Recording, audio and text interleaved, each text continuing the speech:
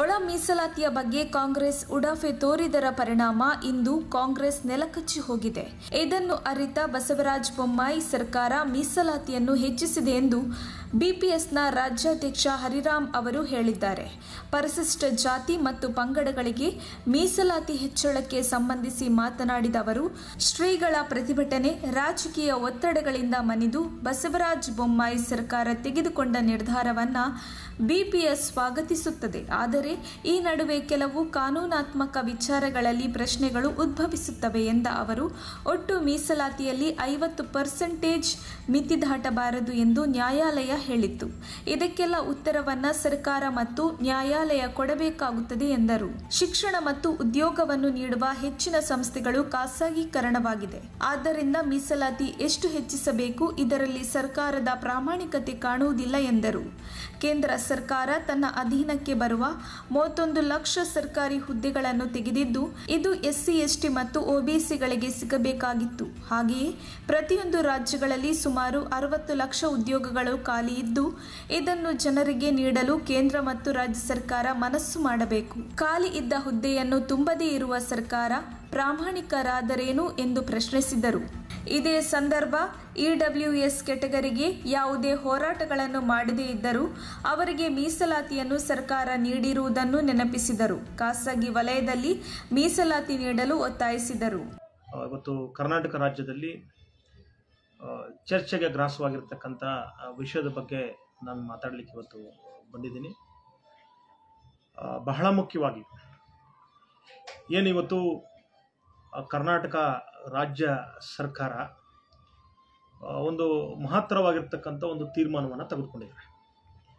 ಏನು ಸುಮಾರು ವರ್ಷಗಳ ಬೇಡಿಕೆ ಮತ್ತು ಬಹಳ ಮುಖ್ಯವಾಗಿ ನಾಗಮೋಹನ್ ದಾಸ್ರವರ ಒಂದು ಏನು ವರದಿ ನೀಡಿದ್ರು, ಸಮಿತಿಯ ವರದಿ, ಅದರ ಆಧಾರದ ಮೇಲೆ ಇವತ್ತು ಪರಿಶಿಷ್ಟ ಜಾತಿ ಮತ್ತು ಪರಿಶಿಷ್ಟ ಪಂಗಡಗಳ ಏನು ಮೀಸಲಾತಿ ಇದೆ, ಆ ಮೀಸಲಾತಿಯ ಪ್ರಮಾಣ ಹೆಚ್ಚಳ ಆಗಬೇಕು ಅಂತಕ್ಕಂಥ ಒಂದು ಅಂಶವನ್ನು ಆ ವರದಿಯಲ್ಲಿ ಕೊಟ್ಟಿದ್ರು. ಅದ್ರ ಜೊತೆಗೆ ಬಹಳಷ್ಟು ವರ್ಷಗಳಿಂದ ಇದು ಸಾಮಾನ್ಯ ಜನರ ಬೇಡಿಕೆ ಕೂಡ ಆಗಿತ್ತು.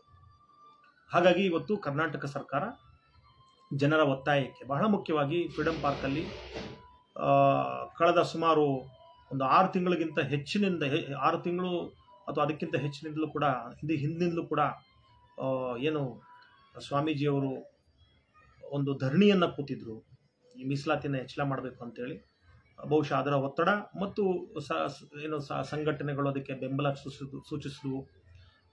ಮತ್ತು ಅದೊಂದು ರೀತಿ ರಾಜಕೀಯವಾಗಿ ನಮ್ಮನ್ನು ಆಳ್ತಾ ಇರತಕ್ಕಂಥ ಸರ್ಕಾರಗಳಿಗೆ ಒಂದು ರೀತಿಯಾದಂಥ ಏನು ಎಚ್ಚರಿಕೆಯ ಗಂಟೆ ಆಯಿತು. ಮತ್ತು ಅವರಿಗೆ ಅನ್ನಿಸ್ತು, ಬಹುಶಃ ಇದು ಕಳೆದ ಸರ್ಕಾರ ಅಂದರೆ ಸಿದ್ದರಾಮಯ್ಯವರ ಸರ್ಕಾರ ಹೇಗೆ ಒಳ ಮೀಸಲಾತಿಯ ವಿಷಯದಲ್ಲಿ ಒಂದಿಷ್ಟು ಕೇರ್ಲೆಸ್ನೆಸ್ಸನ್ನು, ಉಡಾಫೆಯನ್ನು ತೋರಿಸಿದ ಪರಿಣಾಮವಾಗಿ ಇವತ್ತು ಕಾಂಗ್ರೆಸ್ ಯಾವ ಸ್ಥಿತಿಗೆ ತಲುಪಿದೆ ಅಂತಕ್ಕಂಥದ್ದು ನಮ್ಮೆಲ್ಲರಿಗೂ ಗೊತ್ತಿರತಕ್ಕಂಥದ್ದು.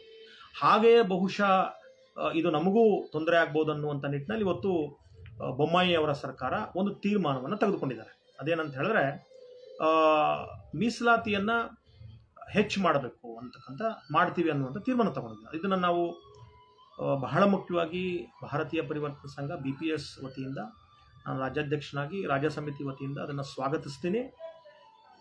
ಮತ್ತು ಈ ತೀರ್ಮಾನ ತೆಗೆದುಕೊಂಡಿರ್ತಕ್ಕಂಥ ಮುಖ್ಯಮಂತ್ರಿಯವರು ಕೂಡ ನಾನು ಅಭಿನಂದನೆಗಳನ್ನು ಸಲ್ಲಿಸಲಿಕ್ಕೆ ಇಚ್ಛಪಡ್ತೀನಿ. ಕಾನೂನಾತ್ಮಕವಾಗಿ ಎಷ್ಟರ ಮಟ್ಟಿಗೆ ಈ ತೀರ್ಮಾನ ನಿಲ್ಲುತ್ತದೆ ಅಥವಾ ಕೋರ್ಟ್ಗಳಲ್ಲಿ ಯಾವ ರೀತಿಯಾಗಿ ಈ ಒಂದು ತೀರ್ಮಾನವನ್ನು ಕೋರ್ಟ್ಗಳು ಸಿಂಧುಗೊಳಿಸ್ತವ ಅನ್ನುವಂಥ ಒಂದಿಷ್ಟು ಪ್ರಶ್ನೆಗಳು ಕೂಡ ಇವತ್ತು ನಮ್ಮ ಮುಂದೆ ಇದೆ. ಮತ್ತು ಇವತ್ತು ಎಲ್ಲರೂ ಮಾತಾಡ್ತಕ್ಕಂಥ ಒಂದು ಪ್ರಶ್ನೆ ಏನಪ್ಪ ಅಂತ ಹೇಳಿದ್ರೆ, ಈ ವಿಷಯವನ್ನು, ಈ ಮೀಸಲಾತಿಯ ಹೆಚ್ಚಳವನ್ನು ನಾವು ಕಾನ್ಸ್ಟಿಟ್ಯೂಷನ್ ಏನು ಶೆಡ್ಯೂಲ್ 9 ಹಾಕುವ ಮುಖಾಂತರ ಆ ಒಂದು ತೀರ್ಮಾನವನ್ನು ಕೇಂದ್ರ ಸರ್ಕಾರ ಮತ್ತು ಕೋರ್ಟ್ಗಳು, ಬಹಳ ಮುಖ್ಯವಾಗಿ ಕೋರ್ಟ್ಗಳು ಅದನ್ನು ತಿದ್ದುವಂತ ಅಥವಾ ಅದಕ್ಕೆ ತಿದ್ದುಪಡಿ ಅಥವಾ ಅದನ್ನು ಅಸಂವಿಧಾನ ಅಂತ ಘೋಷಣೆ ಮಾಡೋದನ್ನು ತಡಿಬಹುದು ಅನ್ನುವಂಥದ್ದನ್ನು ನಮ್ಮ ಮುಂದೆ ಇಟ್ಟಿದ್ದಾರೆ. ಆದರೆ ಬಹಳ ಮುಖ್ಯವಾಗಿ ಇವತ್ತು ನಾವು ಯೋಚನೆ ಮಾಡಬೇಕಾಗಿರೋದು, ಒಂದು ಕಾಲಘಟ್ಟದಲ್ಲಿ ಶೆಡ್ಯೂಲ್ 9 ಒಂದು ರೀತಿ ಅನ್ಟಚಬಲ್, ಅಂದರೆ ಅದನ್ನು ಯಾರೂ ಮುಟ್ಲಿಕ್ಕೆ ಆಗಲ್ಲ.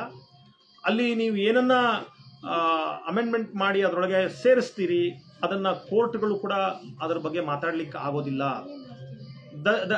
But particular schedule is out of the purview of the judicial review ಅನ್ನುವಂತ ಒಂದು ಮಾತಿತ್ತು. ಮತ್ತೆ ಅದು ಪದ್ಧತಿ ಕೂಡ ಆ ನಂಬಿಕೆ ಕೂಡ ಇತ್ತು.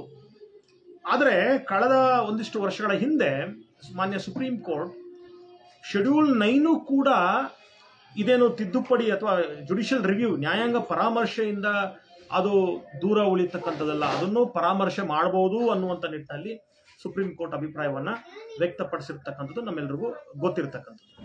ಮತ್ತೆ ಈಗಾಗಲೇ EWS ಒಂದು 10% ಈಗಾಗಲೇ ಸೇರಿಸಿ ಅದನ್ನ ಜಾರಿ ಮಾಡ್ತೀವಿ ಅಂತ ಹೇಳಿ ಅದನ್ನ ಜಾರಿ ಮಾಡ್ತಾ ಇರೋದ್ರಿಂದ, ಮತ್ತೆ ಇವತ್ತು ಒಟ್ಟಾರೆ ಒಂದು 5% ಮೀಸಲಾತಿ ಜಾಸ್ತಿ ಆಗಿರೋದ್ರಿಂದ ಇವತ್ತು ಒಟ್ಟು ಮೀಸಲಾತಿಯಲ್ಲಿ ಇದು ಏನು ಸುಪ್ರೀಂ ಕೋರ್ಟೆ ಒಂದು ಕಾಲಘಟ್ಟದಲ್ಲಿ ಹೇಳಿತ್ತು 50% ಮಿತಿಯನ್ನ ದಾಟಬಾರದು ಅಂತೇಳಿ. ಸೊ ಆ ದಾಟುವ ಮುಖಾಂತರ ಇದು ಒಂದು ರೀತಿ ಅಸಂವಿಧಾನವಾಗಿ ಉಳಿತದ ಅನ್ನುವಂಥ ಪ್ರಶ್ನೆ ನಮ್ಮ ನಡುವೆ. ಇದೆಲ್ಲದಕ್ಕೂ ಉತ್ತರ ಇವತ್ತು ನಮ್ಮ ಕೇಂದ್ರ ಸರ್ಕಾರ ಕೊಡಬೇಕಾಗಿದೆ ಮತ್ತು ನಮ್ಮ ನ್ಯಾಯಾಂಗ ವ್ಯವಸ್ಥೆ ಕೊಡಬೇಕಾಗಿದೆ. ಹಾಗಾಗಿ ಇವತ್ತು ಏನು ಈ ಮೀಸಲಾತಿಯ ಪ್ರಶ್ನೆ ಇದೆ, ಈ ಮೀಸಲಾತಿಯ ಪ್ರಶ್ನೆ ಇವತ್ತು ಎಷ್ಟರ ಮಟ್ಟಿಗೆ ಸಫಲ ಆಗ್ತದೆ, ಎಷ್ಟರ ಮಟ್ಟಿಗೆ ಇದು ಸರ್ಕಾರ ತೀರ್ಮಾನ ಒಂದು ರೀತಿ ಸಿಂಧು ಆಗ್ತದೆ ಅನ್ನುವಂಥ ಪ್ರಶ್ನೆ ನಮ್ಮ ಮುಂದೆ ಇರ್ತಕ್ಕಂಥದ್ದು. ಒಂದು ಕಡೆ ಇದು ಸಿಂಧು ಆಗ್ತಕ್ಕಂಥ ಅಥವಾ ಇದು ಕೋರ್ಟ್ಗಳು ಒಪ್ತವ ಅನ್ನುವಂಥದ್ದು ಒಂದು ಕಡೆ ಪ್ರಶ್ನೆ ಆದರೆ, ಮತ್ತೆ ನನಗೆ ಬಹಳ ಮುಖ್ಯವಾಗಿ ನನಗೆ ಕಾಡ್ತಾ ಇರತಕ್ಕಂಥ ಪ್ರಶ್ನೆ ಒಂದು, ಬಹುಶಃ ಇವತ್ತು ಸರ್ಕಾರ ತೆಗೆದುಕೊಂಡಿರ್ತಕ್ಕಂಥ ತೀರ್ಮಾನ ಪ್ರಾಮಾಣಿಕವಾಗಿದೆ ಅನ್ನುವಂಥ ಅಭಿಪ್ರಾಯಕ್ಕೆ ನಾವು ಬರಬೇಕಾದ್ರೆ ಹೇಗೆ ಈ EWS ಎಕನಾಮಿಕಲ್ ವೀಕರ್ ಸೆಕ್ಷನ್ಗೆ ಒಂದು ಮೀಸಲಾತಿಯನ್ನು 10% ಮೀಸಲಾತಿಯನ್ನು ಯಾರೂ ಕೇಳದೇನೆ, ಯಾರೂ ಪ್ರತಿಭಟನೆ ಮಾಡದೇನೆ, ಯಾರೂ ಬೀದಿಗೆ ಇಳಿಯದೇನೆ ನಮ್ಮ ಕೇಂದ್ರ ಸರ್ಕಾರ ಜಾರಿ ಮಾಡ್ತಲ್ಲ, ಮತ್ತೆ ಅದು ಘೋಷಣೆ ಮಾಡಿದ್ದು ಮಾತ್ರ ಅಲ್ಲ, ಇವತ್ತು ಅದನ್ನು ಜಾರಿ ಮಾಡ್ತಾ ಇದ್ದಾರೆ. ಅಂದ್ರೆ ಎಲ್ಲ ನೇಮಕಾತಿಯ ಪ್ರಕ್ರಿಯೆಯೊಳಗೆ 10% EWS ಕೋಟಾನ ಕೊಡ್ತಾ ಹೋಗ್ತಾ ಇದ್ದಾರೆ. ಹಾಗೆ ಇವತ್ತು ಕರ್ನಾಟಕ ರಾಜ್ಯದಲ್ಲೂ ಕೂಡ ನಾವು ಬಹಳ ಆಶ್ಚರ್ಯ ಆಗ್ತದೆ ನೋಡಿ. ಇವತ್ತು ಮೀಸಲಾತಿ ನನಗನ್ಸ್ತಕ್ಕಂಥದ್ದು, ನನ್ನ ಅಭಿಪ್ರಾಯ ಇದು, ಇವತ್ತು ಮೀಸಲಾತಿ ಅಪ್ರಸ್ತುತ ಆಗಿರ್ತಕ್ಕಂಥ ಸಂದರ್ಭದಲ್ಲಿ, ನಾನು ಯಾಕೆ ಮೀಸಲಾತಿ ಅಪ್ರಸ್ತುತ ಅಂತ ಹೇಳ್ತೀನಿ ಅಂತ ಹೇಳಿದ್ರೆ, ಇವತ್ತು ಮೀಸಲಾತಿ ಇರ್ತಕ್ಕಂಥದ್ದು ಸರ್ಕಾರಿ ವಲಯದಲ್ಲಿ. ಯಾಕಂದ್ರೆ ಆರ್ಟಿಕಲ್ 15(4) ಆಗಿರ್ಬೋದು, 16(4) ಆಗಿರ್ಬೋದು, ಇದು ಅಪ್ಲೈ ಆಗ್ತಕ್ಕಂಥದ್ದು ಸರ್ಕಾರಿ ಶಿಕ್ಷಣ ಸಂಸ್ಥೆಗಳಲ್ಲಿ ಹಾಗೆ ಮತ್ತು ಸರ್ಕಾರಿ ಉದ್ಯೋಗದಲ್ಲಿ. ಆದ್ರೆ ನಾವು ಈ ಎರಡನ್ನು ನೋಡಿದಾಗ 15(4) ಮತ್ತು 16(4) ಅಂದ್ರೆ ಶಿಕ್ಷಣದ ಮೀಸಲಾತಿ ಮತ್ತು ಉದ್ಯೋಗದ ಮೀಸಲಾತಿಯನ್ನು ನೋಡಿದಂಥ ಸಂದರ್ಭದಲ್ಲಿ ಇವತ್ತು ನಮಗೆ ಎಲ್ರಿಗೂ ನಾವು ಕಣ್ಣಾರೆ ನೋಡ್ತಕ್ಕಂಥದ್ದು ಇವತ್ತು ಶಿಕ್ಷಣ ಸಂಪೂರ್ಣವಾಗಿ ಖಾಸಗೀಕರಣ ಆಗಿರ್ತಕ್ಕಂಥದ್ದು. ಒಂದು ಕಡೆ ಶಿಕ್ಷಣ ಖಾಸಗೀಕರಣ ಆಗಿದ್ರೆ, ಇನ್ನೊಂದು ಕಡೆ ನಮ್ಮ ದೇಶದಲ್ಲಿ ಉದ್ಯೋಗವೂ ಕೂಡ ಇವತ್ತು ಸಂಪೂರ್ಣವಾಗಿ, ಅದು ಕಳೆದ 8 ವರ್ಷದಲ್ಲಂತೂ ಉಳಿದಿದ್ದಂಥ ಎಲ್ಲ ಸರ್ಕಾರಿ ಕ್ಷೇತ್ರವನ್ನ ಅಥವಾ ಇಲಾಖೆಗಳನ್ನ ಇವತ್ತು ಸಂಪೂರ್ಣವಾಗಿ ಖಾಸಗಿಯವರಿಗೆ ಮಾರಾಟ ಮಾಡತಕ್ಕಂಥದ್ದು ಅಥವಾ ಮುಚ್ಚತಕ್ಕಂಥದ್ದು. ಅಂದ್ರೆ ಇವತ್ತು ಲಕ್ಷಾಂತರ ಉದ್ಯೋಗಗಳನ್ನ ಇರುವಂತ ಉದ್ಯೋಗಗಳನ್ನೇ ಕಿತ್ತು ಬಿಸಾಕಿರ್ತಕ್ಕಂಥ ಕಾಲಘಟ್ಟದಲ್ಲಿ ನಾವು ಬದುಕ್ತಾ ಇದೀವಿ. ಹೊಸ ಉದ್ಯೋಗ ಸೃಷ್ಟಿ ಮಾಡೋದು ಬಿಡ್ರಿ, ಅದು ಎರಡನೇ ಪ್ರಶ್ನೆ. ನಾನು ಹೇಳ್ತಕ್ಕಂಥದ್ದು ಉಳಿದಿರ್ತಕ್ಕಂಥ ಹುದ್ದೆಗಳನ್ನೇ ತೆಗೆದಾಕ್ತಕ್ಕಂಥದ್ದು, ನಾಶ ಮಾಡ್ತಕ್ಕಂಥ ಒಂದು ಕೆಲಸ ಆಗ್ತಾ ಇದೆ. ಮತ್ತೆ ಇವತ್ತು ಕೇಂದ್ರ ಮಟ್ಟದಲ್ಲಿ ಈಗಿರ್ತಕ್ಕಂಥ ನಾವು ಉದ್ಯೋಗಗಳನ್ನ, ಈಗ ಕೇಂದ್ರ ಸರ್ಕಾರದಲ್ಲಿ ಇರ್ತಕ್ಕಂಥ ಉದ್ಯೋಗಗಳು, ಅದು ಉದಾಹರಣೆಗೆ ಏನು ಬೇರೆ ಬೇರೆ ಡಿಪಾರ್ಟ್ಮೆಂಟ್ ಅಲ್ಲಿ ಅನೇಕ ಬೇರೆ ಬೇರೆ ಕೇಂದ್ರ ಇಲಾಖೆಗಳಲ್ಲಿ ನಾವು ನೋಡಿದ ಸಂದರ್ಭದಲ್ಲಿ ಈಗ ನಮ್ಮ ದೇಶದಲ್ಲಿ ಸುಮಾರು 31 ಲಕ್ಷ ಹುದ್ದೆಗಳು ಕೇವಲ ಕೇಂದ್ರ ಸರ್ಕಾರದಲ್ಲೇ ಬಾಕಿ ಉಳ್ಕೊಂಡಿದ್ದಾವೆ. ಕಳೆದ 8 ವರ್ಷದಲ್ಲಿ ನಾನು ಮೊದಲೇ ಹೇಳಿದಾಗೆ ಈ 31 ಲಕ್ಷ ಉದ್ಯೋಗಗಳನ್ನ ತುಂಬೋದಿರ್ಲಿ, ಇರುವಂತ ಉದ್ಯೋಗಗಳನ್ನು ತೆಗೆದು ಹಾಕಿದ್ದಾರೆ. ಅಂದ್ರೆ ಈ 31 ಲಕ್ಷ, ಅದನ್ನ 30 ಲಕ್ಷ ಅಂತ ತಗೊಂಡ್ರು ಕೂಡ ನಾವು, ಇದು 50% ಮೀಸಲಾತಿಯ ಪರಿಮಿತಿಯೊಳಗೆ ಬರ್ತದೆ. ಅಂದ್ರೆ ಇದರಲ್ಲಿ 30 ಲಕ್ಷದೊಳಗೆ 15 ಲಕ್ಷ ಹುದ್ದೆಗಳು ಈ ದೇಶದಲ್ಲಿರ್ತಕ್ಕಂಥ SC, ST ಮತ್ತು ಹಿಂದುಳಿದ ಜಾತಿಗಳು.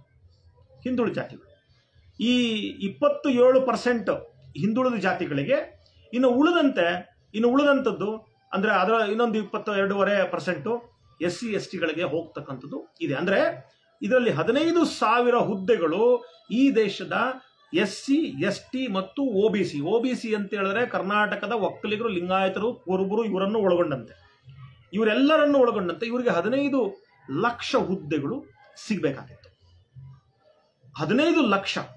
ಮತ್ತೆ ಕರ್ನಾಟಕ ರಾಜ್ಯದಲ್ಲಿ ಆಲ್ಮೋಸ್ಟ್ 3 ಲಕ್ಷ ಹುದ್ದೆಗಳು ಕರ್ನಾಟಕ ರಾಜ್ಯ ಸರ್ಕಾರದಲ್ಲಿ ಖಾಲಿ ಉಳಿದಿದ್ದಾವೆ. ಅದರಲ್ಲಿ 1.5 ಲಕ್ಷದಷ್ಟು ಹುದ್ದೆಗಳು ಈ SC/ST ಮತ್ತು OBCಗಳಿಗೆ ಬರಬೇಕಾಗಿತ್ತು.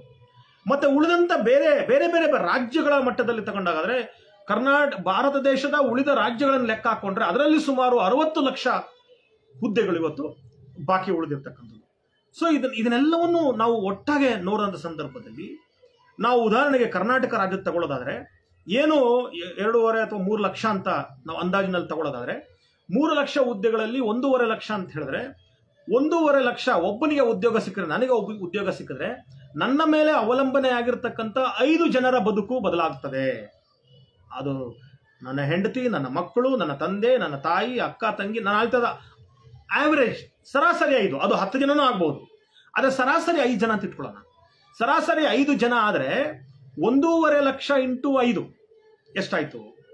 ಹಾಗೆ ಕೇಂದ್ರ ಮಟ್ಟದಲ್ಲಿ 30 ಲಕ್ಷ ಇಂಟು 5 ಎಷ್ಟಾಯ್ತು ನೋಡಿ. ಇಷ್ಟು ಲಕ್ಷ ವ್ಯಕ್ತಿಗಳ ಬದುಕು, ಇಷ್ಟು ಕೋಟಿ ವ್ಯಕ್ತಿಗಳ ಬದುಕು ಬದಲಾಗುತ್ತೆ.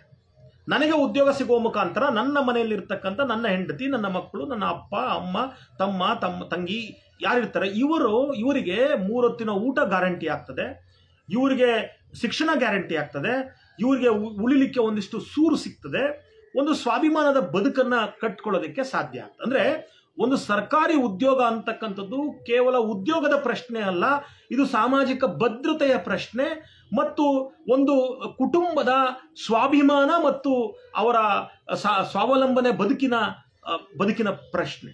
ಹಾಗಾಗಿ ಇವತ್ತು ಕೋಟ್ಯಾಂತರ ಹುದ್ದೆಗಳು ಬಾಕಿ ಇರ್ತಕ್ಕಂಥ ಹುದ್ದೆಗಳನ್ನ ತುಂಬುವಂತ ದರ್ದನ್ನ ತೋರಿಸ್ತಾ ಇರತಕ್ಕಂಥ, ತುಂಬುವಂತ ಮನಸ್ಸನ್ನ ತೋರಿಸ್ತಾ ಇರತಕ್ಕಂಥ ನಮ್ಮ ಸರ್ಕಾರಗಳು ಇವತ್ತು ಮೀಸಲಾತಿಯನ್ನು ಹೆಚ್ಚಳ ಮಾಡ್ತಾ ಇದ್ದಾರೆ ಅಂತ ಹೇಳಿದ್ರೆ ನಾವು ಇವರ ಪ್ರಾಮಾಣಿಕತೆಯನ್ನ, ಇವರ ಪ್ರಯತ್ನವನ್ನ ನಂಬಬಹುದಾ? ಯಾಕಂದ್ರೆ ಈಗಾಗಲೇ ಇರತಕ್ಕಂಥ ಹುದ್ದೆಗಳನ್ನ ಇವ್ರು ತುಂಬಲಿಕ್ಕೆ ತಯಾರಿಲ್ಲ, ಇನ್ನು ಮೀಸಲಾತಿಯನ್ನ ಜಾಸ್ತಿ ಮಾಡ್ತಾರಂತೆ. ಜಾಸ್ತಿ ಮಾಡಿದರೆ ಅದನ್ನು ಸ್ವಾಗತಿಸೋಣ.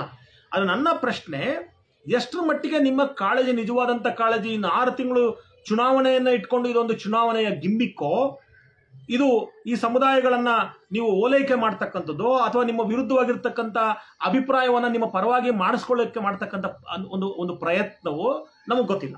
ಅದನ್ನ ನೀವು ಹೇಳಬೇಕು, ನೀವು ತೀರ್ಮಾನ ಮಾಡಬೇಕು.